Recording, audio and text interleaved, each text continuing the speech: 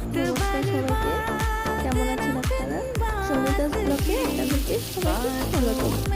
আমি এখন সন্ধ্যা হয়ে গেছে, রান্না বান্না করছি।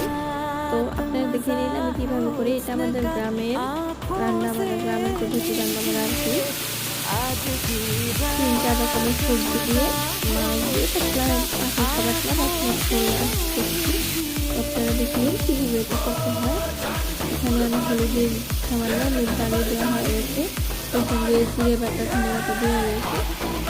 তারপরে এটাকে আলু ঢাকনা দিয়ে রেখে অল্প নাড়াচাড়া করে ওই তরকারিটা ভাজা হয়ে গেলে এখানে অল্প জল দিয়ে দিতে হবে। তারপরে জলটা দিয়ে দেওয়ার পর এবার এটাকে ভালো মতো ফুটিয়ে নিতে হবে ঝোলটাকে। তো ঝোলটা ফোটা হয়ে গেলে এবার মাছ দিয়ে অল্প জাল করে নামিয়ে নিলে